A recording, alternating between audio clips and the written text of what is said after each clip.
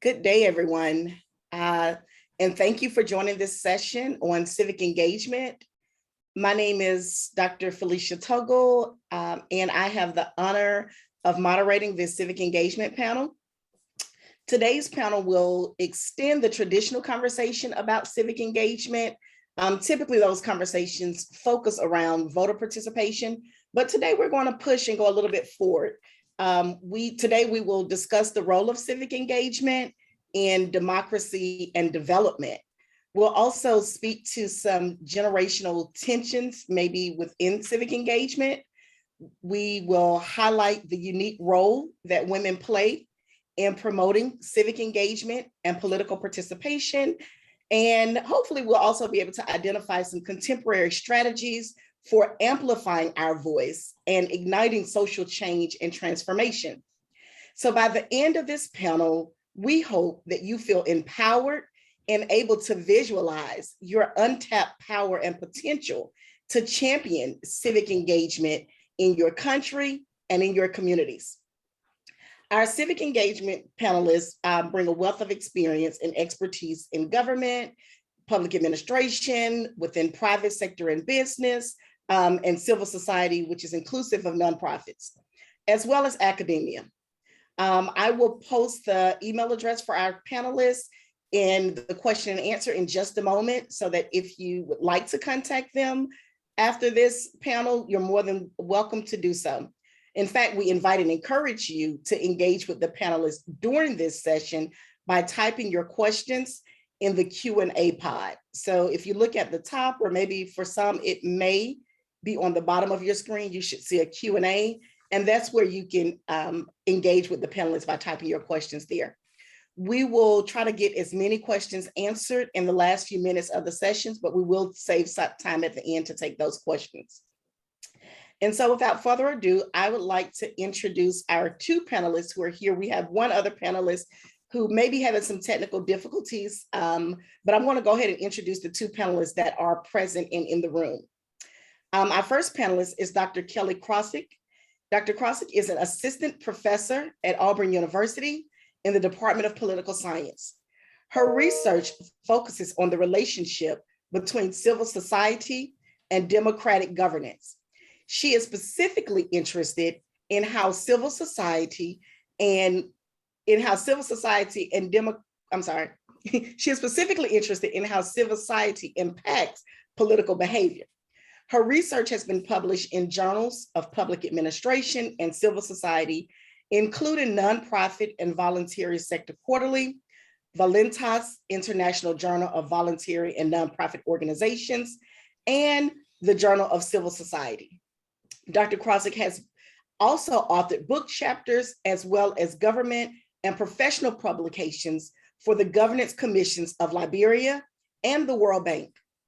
She is currently working on an edited volume under contract with Paul Grave Macmillan entitled Ordinary Women, Extraordinary Lives: The Contributions of Women to Development in West Africa. Dr. Krosick is a founding committee member of the Strengthening Research on Civil Society in West Africa project. She's a Democracy and Development Fellow at the Ghana Center for Democratic Development. And she is also co-founder of the Global Development Solutions Lab, which that lab also has an exhibit in the virtual exhibit hall. So please be sure to check out their exhibit booth. Our second panelist is Arlette Nyimbo. Ms. Nyimbo is an independent consultant with experience in research, evaluation, business development, and direct project implementation in the international development and private sector. She's engaged with actors across government, NGOs, CSOs, donors, and private sector in a range of different sectors, including governance, public financial management, education, health, peace building, and private sector development. And I will go ahead and introduce our third panelist. If they're able to resolve the technical difficulties, they will be joining us. Mr. Kimo Bodian is a Gambian, a legislator with the Kanifing Municipal Council, where his work is focused on legislation and advising the mayor on youth matters. He is also the National Youth Secretary General of the United Democratic Party of the Gambia. He's a former Mandela Washington Fellow, a former China Africa Fellow, and a mentor of young people and the co-founder of Baku Youth Development Association, which is a community development-based association. We are happy and we thank our panelists for joining, as well as our attendees. And with that, we'll go ahead and get started. So I'm really energized by this morning's open plenary from my former president, Dr. Sharon Davenport Dozier. And then I had an opportunity to participate or sit in and listen in on the public leadership panel. And as they talked about in the public leadership panel, they were talking about the space for women in leadership and some of the strategies. And that panel ended with a comment or a question where someone asked about how do we support those women. And civic engagement is really a great opportunity, sometimes an entry point into leadership for women and for all people. So since we're going to talk about civic engagement on this panel, I thought it might be great to start with just kind of defining that. And so Dr. Krosick, if it's okay with you, I'd like to toss out the first question to you. So as an academic, how would you define civic engagement, and what role does civic engagement play in democracy and development? Sure, no problem. Thanks, Felicia. So sometimes we use the terms civic engagement and participation kind of interchangeably.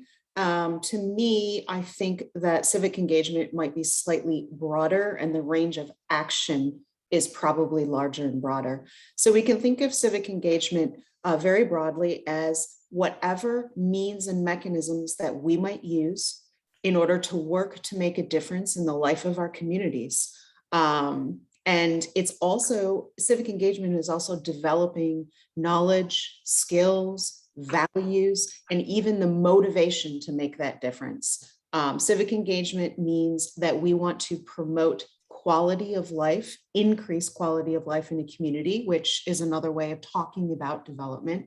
And civic engagement employs both political and non-political processes.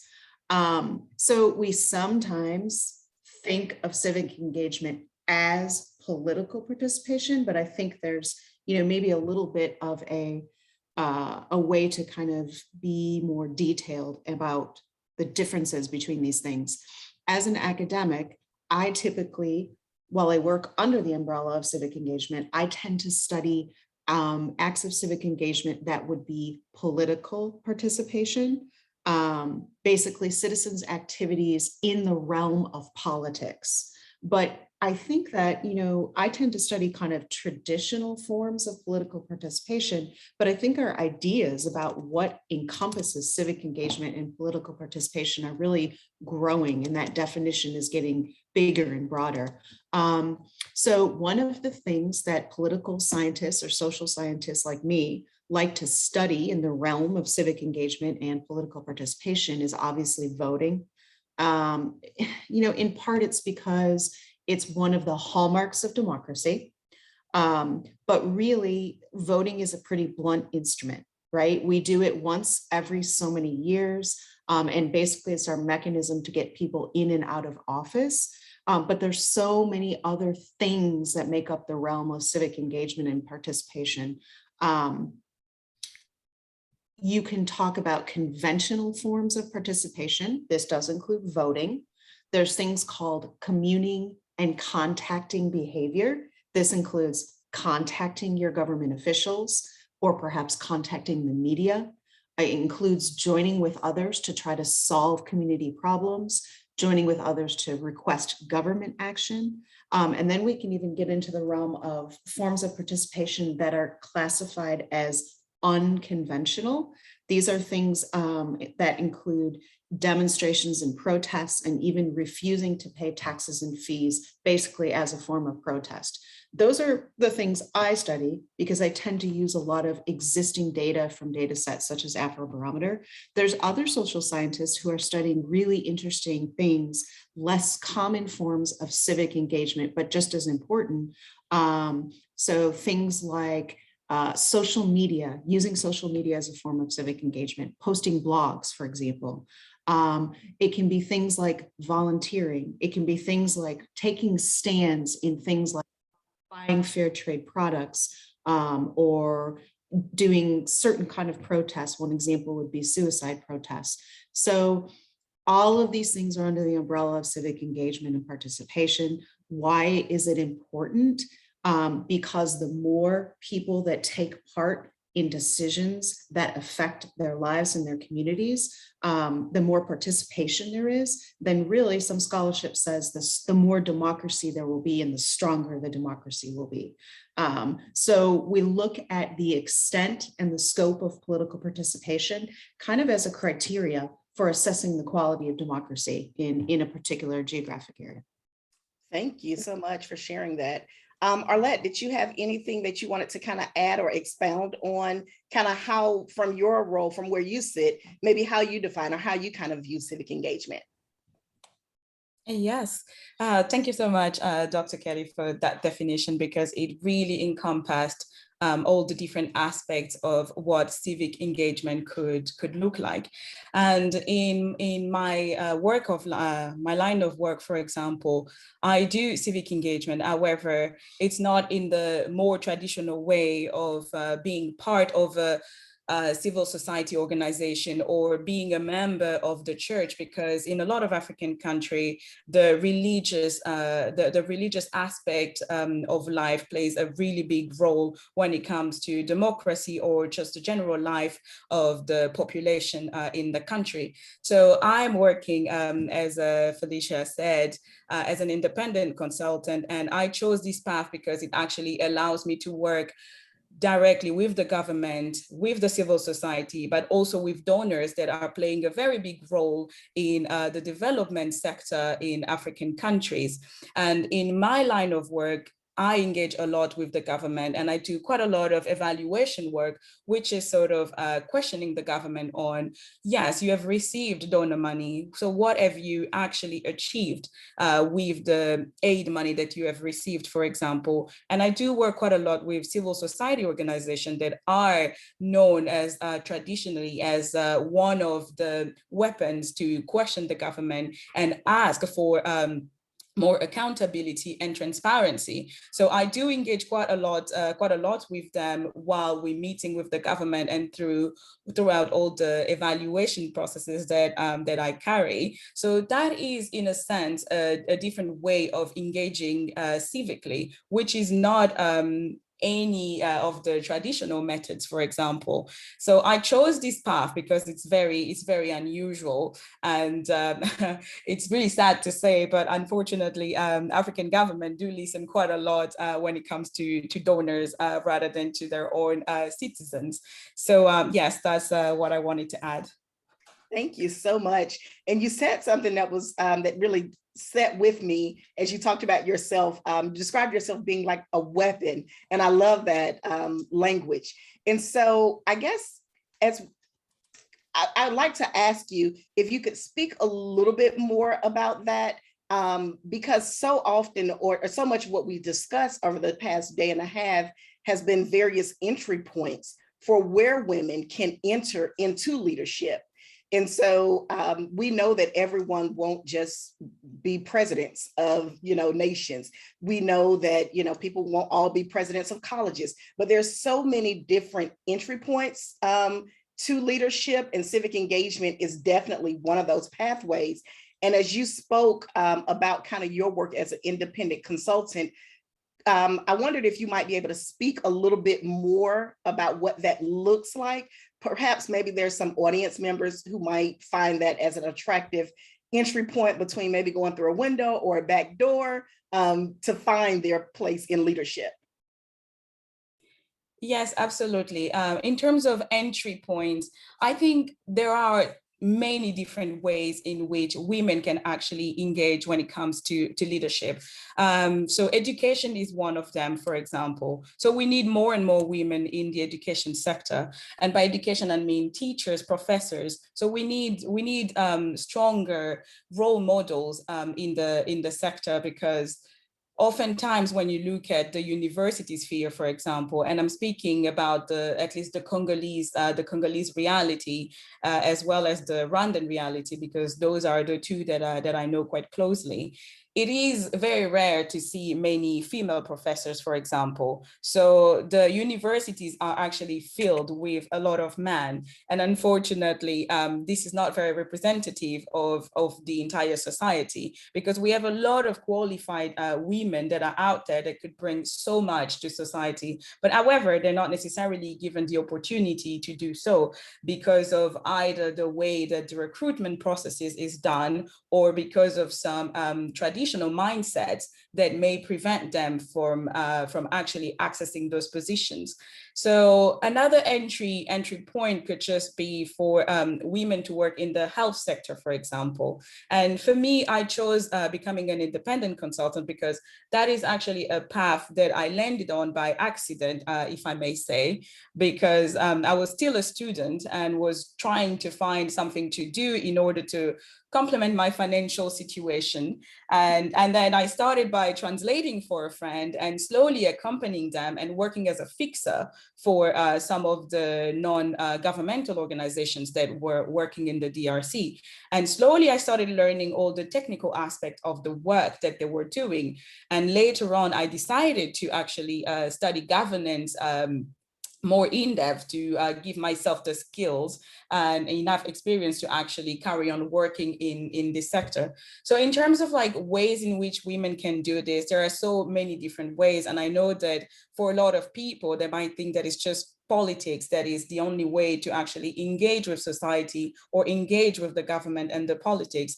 However, art can be one way. So there are many musicians, for example, in Congo that today have become members of the parliament, but that is just because they were very vocal, for example, in their music or in the soap operas, for example, making fun of the government or talking in a funny way about the really sad situation about the financial situation of the country, for example, or the unemployment rate.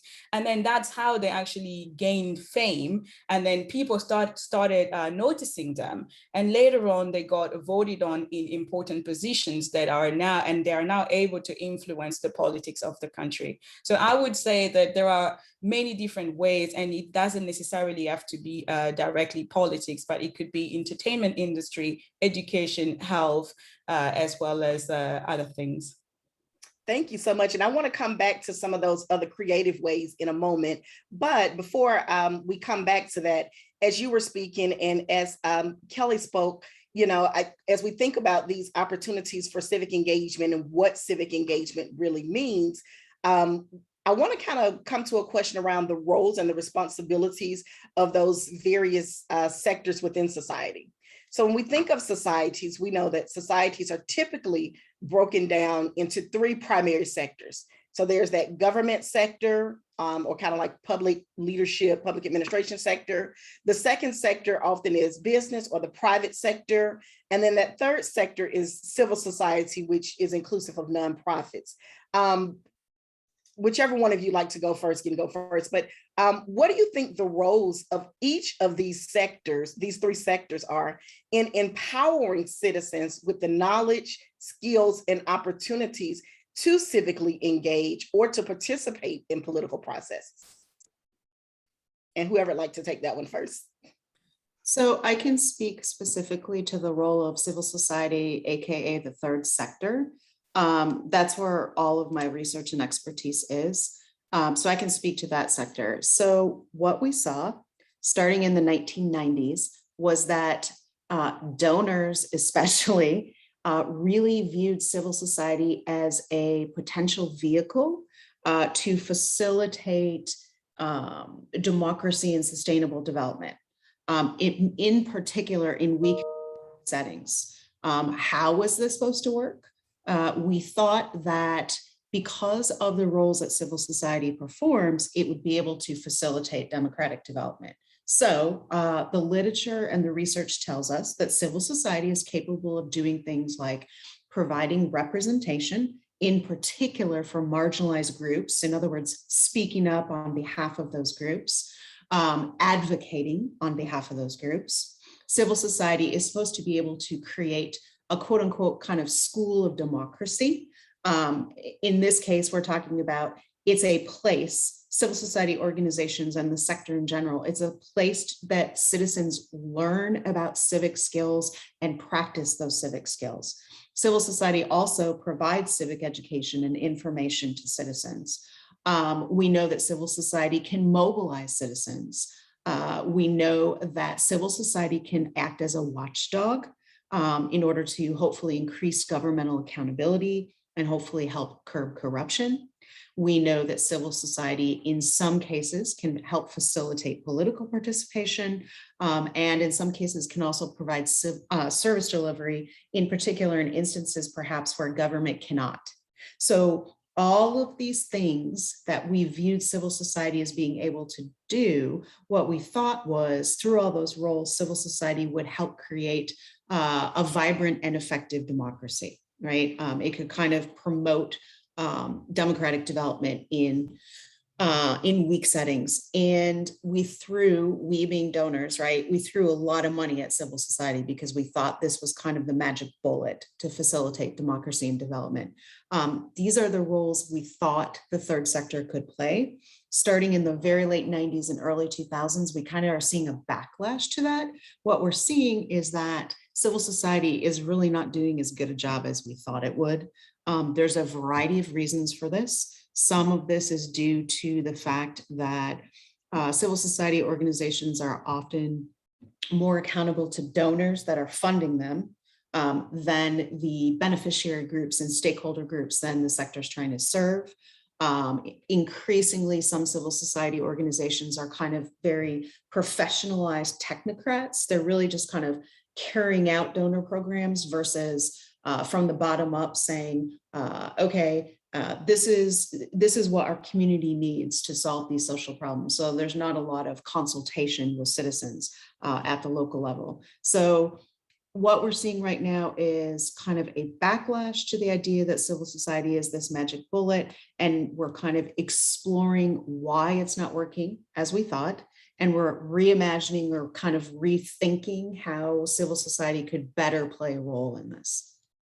Thank you so much. And Arlette, I know you as an independent consultant, you've also, you kind of stand in the gap. So you're there with the business sector, that private sector, you're there with government, you're there with civil society. So you really are a liaison between all three of these sectors. So from where you sit in your role as an independent consultant, what do you see as the role or as the responsibility for that, whether it's government or whether it's the business sector? What kind of is that responsibility that they have to create those, that knowledge, the values, the skills around civic engagement and political participation? Yes, thank you. So I will just add one thing to what Dr. Kelly was saying about the backlash around civil society, and because this is something that is, I think, experienced worldwide. Really, this backlash regarding the fact that the civil society is not as effective as one maybe would like it to be. And for example, in the Congo, so all the aspects that Dr. Kelly mentioned are actually present. And another one is, actually, I think it's a good transition towards talking about the government, is the fact that they are not really listened to, and they are not actually given a voice or any sort of powers really by the government, which is sort of like the supreme power really of the country, because it's the government that actually gives you a voice to actually speak even in the name of the citizens that the civil societies are meant to be representing. So for example, in the DRC, yes, the sort of freedom of speech is known, I mean, on paper, but however, in reality, freedom of speech is really just a myth that doesn't really exist. And there are really sad examples, unfortunately, of the most vocal people that have ended up killed or arrested unfairly. So that is actually another aspect that weakens the work of the civil society, on top of course, some that have become very good at, I like the way that Dr. Kelly said it, pleasing donors and not necessarily consulting with the locals. And in Congo, we actually call them the business CSOs, because all they want is to actually capture all the donor fundings, but in reality, they are not really achieving much. And now I would like to talk about the government's role in all of this, because the government really is the entity that is supposed to give this voice and this power to all these other sectors. And yes, civil society is there, and traditionally speaking, it was known to be the vehicle of and the voice of the population. So then people would go to civil society and talk about their needs and what they would like to see, or what changes they would like to sort of see happen. And then they would go and talk to the government about all these issues, and then they would try and find a way, together with the private sector, if the private sector has to be involved in it, to find a solution for the population. However, if the government is not receptive and doesn't want to deal with the civil society, then it makes everything very difficult.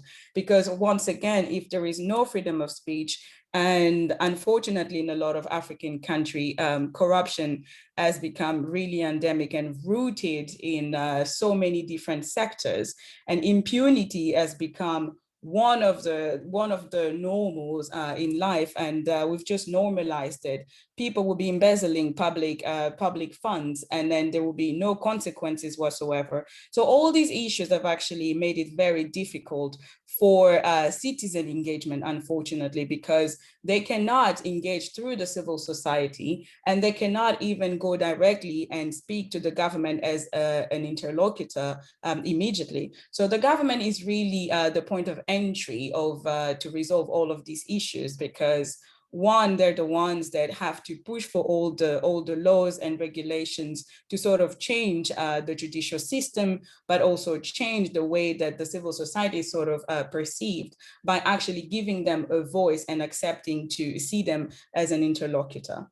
When it comes to the private sector, unfortunately, the private sector is quite known for being very business oriented and profit oriented. So for them, the first thing is making a profit. So that's why they are there for. But they also do quite a lot of work, especially in education and health sector, where the government has actually been not always present and able to do much. So here I would say that what the private sector could do is actually promote learning and skills through their companies, through their CSR's activities, that could enable the citizen, especially youth, to be able to even participate in the political life later, or in business, or as members of the civil society.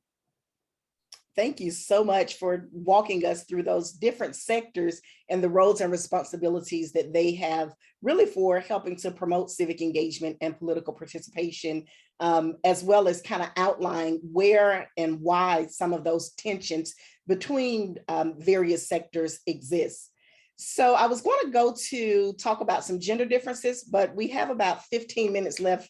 And so I'm going to still try to get back to some of the gender differences. But before I do that, despite all of the challenges that both you and Kelly have alluded to between government and civil society, and where we see breakdowns, Hello. And where we see breakdowns into those two different. Yes. Felicia, I think Mr. Kimo is here and would like to come in.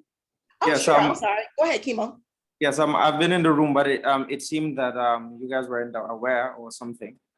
Yeah, so I just wanted to come on board and also share a bit of experiences, especially coming from a country that experienced 22 years of dictatorship, and we voted a dictatorship out back in 2016. and have been on a transition period. I just wanted to talk about, well, I'm a politician to start with. I'm a legislator with the Cardiff municipality and also the Secretary General of the biggest political party in the country, which with majority in parliament and also in local government council. But when we talk about civic society and then we talk about how their spaces have played an integral role in democratization processes and making sure that the will of the people have been respected, I think the Gambian scenario is a very good case study that people can look into, where we had a government that made sure that we had only one TV station in the country. The media was stifled. People were even afraid of speaking. In fact, everybody was in your little bubble. But with the help of civil society and with the help of civic leaders around the country, we were able to move away from that dictatorial situation into a more open space and into a more democratic setting. And I think when we talk about democratization and civil society, social media has continued to play a very active role in making sure that people's voices have been heard. For example, in our situation where it was because we have laws in our constitution that stops people from assembling, where assembling, because my party leader was locked up in prison for 3 years for demonstrating. The person that I replaced in our national executive was killed because he went out to ask for electoral reforms. So these are very brutal situations in which the government was a very authoritarian one. And with the help of civil society and civic leaders, we were able to move away. We were able to move away from it.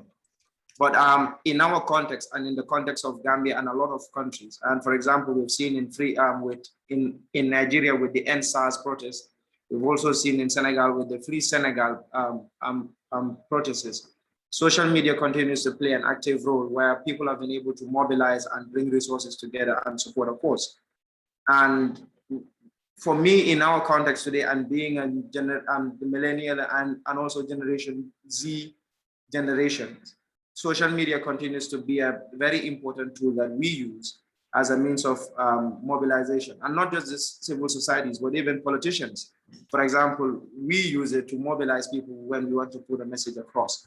For example, not everyone can come to parliament to listen to me, but whenever I'm done, I record my contributions, my motions that I have moved, and I share them with my constituency.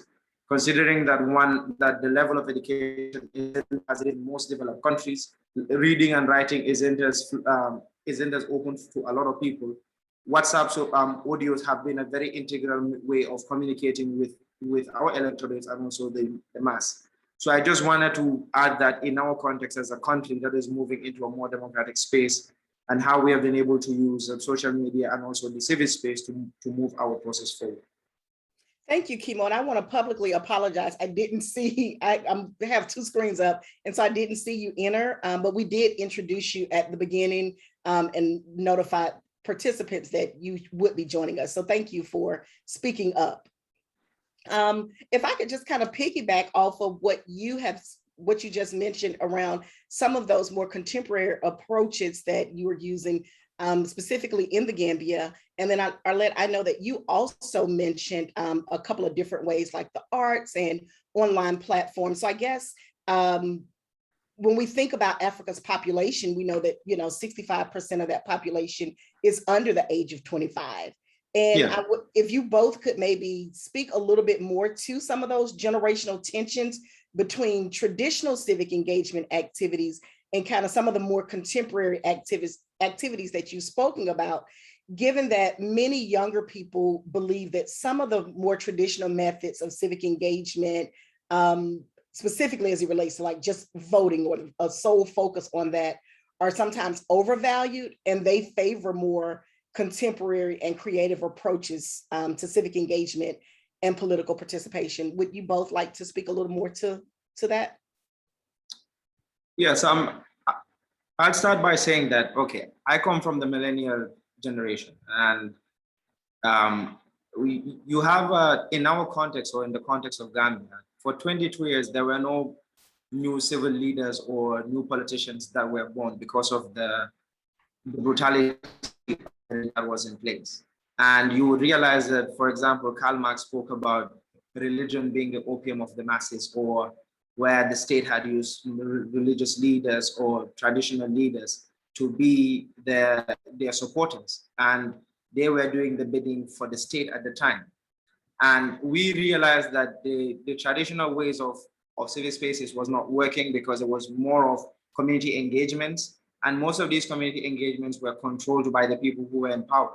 So it's more of the status quo not letting the new ways of civic engagements taking place, because they realized that it was more threatening to their power. So it's more of the oppressed and the oppressor, and more of the older generation were more inclined to supporting the state because they had more of the power. So you have a new generation that is being born and making sure that, okay, for example, we had artists in Gambia who sang songs about oppression, that they had to leave and then they had to go into exile. For example, Killer Ace sang a song called Hubokashi Getege Nancy Meomi, meaning whoever is in the herd needs to drink from the milk, as in whoever is in the country needs to benefit from, the national cake. You also had, we also came up with a hashtag called Gambia Has Decided, which was a clandestine movement with no leadership, with nobody who was taking charge. And it was just a movement where young people said, Gambia has decided that we want to change. So you had nobody to arrest, you had nobody who you would hold accountable. And it was an open space where everybody just moved on with it. And then we said, yes, probably we might have started it, but this is everyone's movement, that nobody's going to take leadership. And if you sat in your corner and then you had a conversation about how Gambia needed to move forward, that was Gambia Has Decided. If you were in an open space or a football match where people came to you and spoke to you about how electoral reforms had to happen, or where change had to happen, or how totalitarianism was a threat to our national development, it was Gambia Has Decided. Regardless of the setting, regardless of the space, wherever we spoke to people, it was important that we centered our predicament and how we could move our agenda forward as young people. And so it was, at some point, there was a bit of a conflict between the traditional ways and our ways, because we had means that were easier and then that were safer. I could sit behind a keyboard and write what I wanted to write with my opinion, and nobody would try to stop me or would try to stifle me.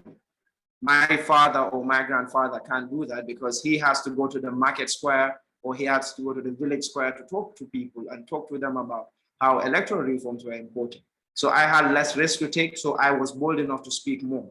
And we were exposed more. For example, we had the opportunity to travel to other countries, and we knew what democracy was like and how these people were able to move their democratic process. So we could come home and then contextualize it in our reality and move our own agendas forward. So these were ways that we thought that the new ways were more useful to us, even though we are not dismissing the old ways of civic engagement. But we just thought, because of the benefits we had, because of the privileges we had as a younger generation, and with the help of technology, we thought our means were more effective, and we used them, and thank God we were successful. Today, Free Senegal, I as a Gambian can jump on the bandwagon and support my Senegalese brothers by just using a hashtag. I could use a hashtag to just support my Nigerian brothers with their NSAS. In Zimbabwe, it's the same. In Congo, it's the same. For example, I am able to talk with Farida Naburema, who is a friend of mine, and we could work together through her being in Congo, and I'm here without even getting to meet each other. So these were all things that, we had advantage of, and they didn't have, and it made our work easier and more effective. Thank you so much for sharing kind of a case study of how civic engagement has kind of changed generationally, but still how there's some complementary aspects to maybe some of the older ways of engaging civically and some of more of the new contemporary ways. And as we talk about amplifying our voice and using our voice, I think what you shared and provided were some really creative ways and really some low risk ways of being able to connect and become more civically engaged. So with the time we have left, and since this conference is all about women's and girls empowerment, I wanted to kind of pose out to you. So despite all of these challenges that we see across the nations and around the world, women have still been able to rise up and serve in leadership. African women specifically are just really showing the world that they are uniquely positioned to lead civic engagement activities, that they can effectively engage in political participation, and most importantly, that they can lead nations. However, we know that women's leadership and political participation is still too often restricted around the world. And so what are some of those barriers that women face in regards to some of those civic engagement approaches? And are there additional strategies? Kimo, you spoke about a lot of the strategies that are kind of newer contemporary strategies, but are there any other strategies that you have seen to be effective in really helping women to amplify their voice and take leadership roles in civic spaces? And Is the question for me? You can take it. Any of you all could take it. Kelly could take that, or let any of you could share that. Okay, I've spoken a lot, so maybe I'll let the others also speak. Okay, we have about 3 or 4 more minutes before we wrap up. So, okay. Yes, I think I will just jump in quickly to say something, and then let Dr. Kelly also add on to that. So I would say that, yes, it's true that more and more women are now getting involved in the political sphere in many countries. However, it's still not a lot of women out there, and the number of barriers that they are facing are still numerous. And I would just like to talk about, for example, in a lot of African countries, I think the first opposer of women are actually women themselves. So I think it's just traditionally because we have been conditioned to actually believe that women's place is not in politics, and women's place is in different sectors, that whenever we see a woman in politics, people always have a lot of negative questions instead of just saying, oh, wow, she has probably worked really hard. So I would say that some of the strategies that have proven successful in especially the countries where we see women as leaders was actually the fact that not only men were supporting these women, but women themselves were believing in them. So I would say that one of the strategies that needs to be emphasized on and really push forward would be for more women to actually believe in women themselves. A second aspect that I would like to emphasize on is actually education of girls. And it's been proven, in many articles and academic, writings, the importance of educating women and how far women can go and how far they can take their societies and their economies. So I think I will stop here and let Dr. Kelly add on to that. Thank you for sharing those strategies. Kelly. Sure, real quickly. So research and literature tells us that these are the barriers that we found so far to women's formal political participation. So basically a patriarchal society that has set gender norms and social constructs around a women's place in society, which I think we already touched on here. Unequal distribution of household responsibilities, perception that politics is really a man's domain. The financial cost of participating, because often women don't have access to those financial resources, lack of education, as Arlette just talked about. There's some interesting research in Ghana specifically that even talks about the potential for ridicule of women as they're trying to participate, being harassed, intimidated, all of those kinds of things. One more thing to add is that perhaps we are too narrow in our definitions of civic engagement and political participation when it comes to women. Perhaps we need to be looking more at the informal local level participation of women, in particular through their roles in different kinds of voluntary organizations and associations. Because if we look there, we see even more examples of women as leaders, as people who are civically engaged. So I think that's one space we might be not paying enough attention to, especially from the perspective of what I do and kind of documenting through research what women are doing. Thank you so much. Thank you to each of our panelists for your just really important contributions and the knowledge that you have imparted and shared with us. Thank you to our audience participants. I didn't see any questions, but I would imagine that this panel has stimulated some thought and conversations. And so I invite you to join one of the breakout sessions taking place later this afternoon. We'll be able to engage in more dialogue about this. I certainly encourage you all to visit the virtual exhibit booth. And I just want to say thank you again to the panelists and the attendees. Thank you very much. Thank you. And this concludes the civic engagement panel.